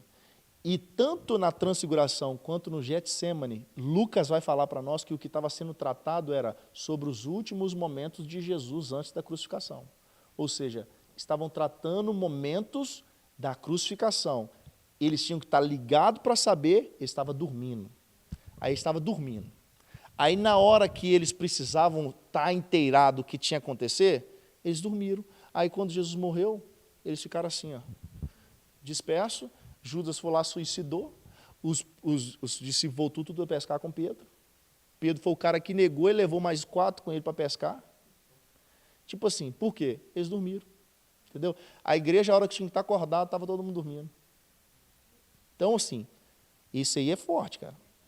Então, aí vem agora, Jesus aqui no 14, quando eu falei, né? Porque eles não haviam crido no que Jesus já tinha ressuscitado. E disse-lhes, agora vem a comissão. Vem um mandamento, tá? Vem um mandamento e é uma ordem, gente, é uma ordem. Olha aqui, Ide por todo o mundo, pregai o evangelho a toda criatura. Quem crer e for batizado será salvo, mas quem não crer será condenado. Olha o versículo 19 agora. Ora, o Senhor, depois de lhe ter falado, foi recebido no céu, assentou-se à direita de Deus. Aqui foi a ascensão de Deus, de Jesus agora. Então, cara, aqui nós vemos que os discípulos caminharam com Jesus 3 anos e meio, sem eles entenderem uma porção de coisa. Viajaram um monte de momento, na hora que precisou usar o que a autoridade que Jesus já tinha constituído para eles não souberam usar. Na hora que Jesus falou o que ia acontecer, eles não creram. Pedro, quando Jesus falou assim, quando eles perguntam assim, o que vocês dizem que eu sou? Pedro fala assim, aí Jesus fala assim, eu tenho que morrer. Pedro fala assim, tem misericórdia de ti, você não vai passar por isso. Pedro queria tirar Jesus do que ele ia passar ainda. Fala aí, Pedro. Assim, aquele fez que quem crê e for batizado será salvo. Então quer dizer, se a pessoa não for batizada, mas aí ele não fala, e quem não crê e não for batizado, não vai ser salvo. O batismo, o que é o batismo? A importância do batismo. O batismo é uma confissão pública de algo que você já fez no particular. Quando você se decide por Cristo, você já fez isso dentro de você. Está dentro de você. Quando você passa pelo batismo, você está abrindo para todo mundo que você já decidiu dentro de você. Então, Jesus está falando o seguinte, assim, eu vou traduzir, não está assim, mas a tradução seria assim, quem crer e tiver tempo de ser batizado e me confessar diante dos homens, esse cara vai ser salvo. Agora, quem não crer, vai ser condenado. porque o bom ladrão foi salvo? Sem ser batizado. Entendeu? Só que o batismo é uma confissão pública de algo que você já decidiu no particular. E o arrebatamento vai ser a mesma coisa. Olha para você ver. Cara, isso aí ninguém me falou não, tá? Eu só fiz esse link. O arrebatamento vai ser uma confissão pública de Deus, de alguém que ele já escolheu no particular. ele já tem a igreja, só que ele só vai tornar público isso. E isso vai ser o juízo. O juízo final, ele só vai tornar público aquilo que ele já escolheu. E o batismo é a mesma coisa. Nós tornamos público a escolha que fizemos por Jesus no particular. Entendeu? Então, Jesus agora, ele é assunto ao céu, mas antes de ser assunto, ele deixa uma comissão, ó, ide e pregai o evangelho. Amém? Alguma dúvida? Meu Deus e meu Pai. Quando você se calado, não sei se foi muito bom ou se o sono está demais. Não, mas pode fazer. Uhum. Pode. Eu não tenho nada contra. O que eu penso é o seguinte, isso não pode se tornar o principal. Porque é o seguinte, sabe o que existe no metaverso hoje já? Existe no metaverso empresas, existe prostituição, existem relacionamentos homossexuais, tudo no metaverso. Então, se lá já tem isso, lá já está precisando da igreja. Agora, eu acho que isso talvez vai ter um lado ruim daquelas pessoas que já não quer ir, não quer congregar, vai falar, eu estou na igreja do metaverso. Entendeu? Só que tem que ser batido na tecla o seguinte, quem está salvo no metaverso é só seu avatar, tá? Porque é só ele que está lá. Então, ali é um lugar, talvez, de você trazer um cara. Cara, isso, eu creio que isso pode acontecer, sabe por quê? Eu jogava um jogo, quando eu casei, eu estava praticamente viciado num jogo online, chamava oslutadores.com. Esse site não existe mais, se você for pesquisar www.oslutadores.com, é um site agora que hospeda imagens de filme pornográfico, esse negócio. Era um jogo online, eu joguei esse jogo provavelmente por uns 6 anos. E dentro desse jogo, eu evangelizei muita gente. Dentro desse jogo. Só que não era tipo metaverso, não era top assim, era mais um jogo, era jogo de luta, mas que tinha um bate-papo. Eu tenho amigo que se converteu ao cristianismo, não eu pregando para ele, mas que eles me conhecem. O meu nome lá, o meu nick lá, era Hulk no jogo. E ele me chama de Hulk até hoje. Aí ele fala assim, vai mandar mensagem? O Hulk, ele me chama de Hulk, do mesmo nome que eu tinha lá no jogo. E assim, muitos, cara, olha como que isso é válido. Eu tive inúmeras vezes de pessoas lá me procurar para receber uma oração, velho. E eu estava lá dentro do jogo, brincando, entendeu? Só que o meu posicionamento dentro do jogo mostrava que eu era cristão, e às vezes extra-jogo eles procuravam, era no MSN. Ô Hulk, nossa, cara, nossa, estou passando isso e isso, velho. Quando você for orar, lembra de mim. Tipo assim, veio lá de dentro do jogo, entendeu? Eu tenho um amigo hoje ainda, que o nome dele é Bruno. Esse cara, nós somos amigos, parece que eu conheço ele desde a infância, eu nunca vi ele pessoalmente. Eu conheço ele desse jogo só, e assim, nós somos muito amigos mesmo, e ele, cara, ele manda coisa bíblica me perguntando, o que você acha, o Hulk, o que você acha disso aqui? Ele me pergunta, e eu já gravei assim, inúmeros áudios para ele de coisas bíblicas, assim, entendimento, de muita coisa.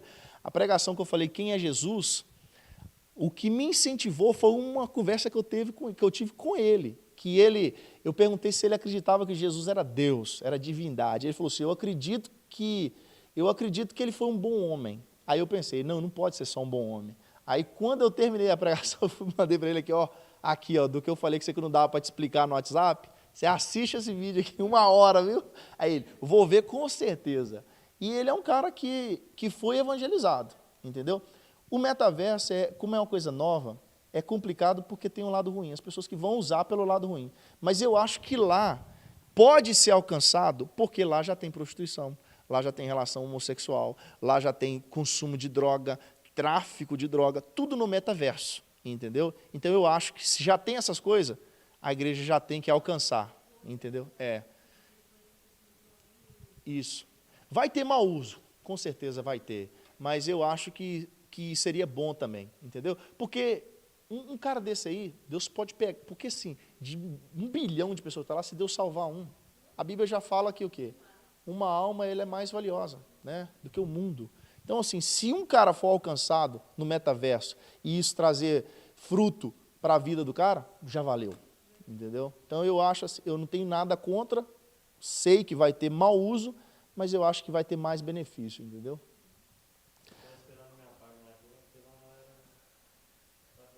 Eu sei como é que é. Verdade. Então vamos orar então, gente. Pai querido, aqui estamos, Senhor, na Tua presença. Senhor, muito obrigado, Senhor. Muito obrigado, Senhor, por mais uma vez o Senhor nos permitir crescer na Tua palavra, crescer no conhecimento. E eu peço ao Senhor, Pai, que tudo aquilo que aprendemos aqui, Pai, que venha fazer sentido para nós. Que nós venhamos colocar em prática no nosso dia a dia, que o Senhor venha trazer à nossa memória se algum dos assuntos tratados aqui formos questionados a respeito disso, que o Senhor nos dê graça e entendimento, traga à nossa memória para que a gente consiga expressar o Teu amor através das páginas da Bíblia, Pai, e o Senhor traga isso à nossa memória. Eu peço ao Senhor, Pai, por cada vida que não pôde estar aqui, que o Senhor esteja com cada um deles, e cada um que está aqui, Pai, que o Senhor os leve em paz e segurança para os seus lares, assim como o Senhor trouxe. Muito obrigado, Senhor, pelo privilégio. Nós te agradecemos em nome de Jesus, Pai. Que a graça do nosso Senhor Jesus Cristo, o grande amor de Deus e as doces consolações do Espírito Santo seja contigo, com a tua casa, com o teu ministério. E a igreja diz amém. Amém.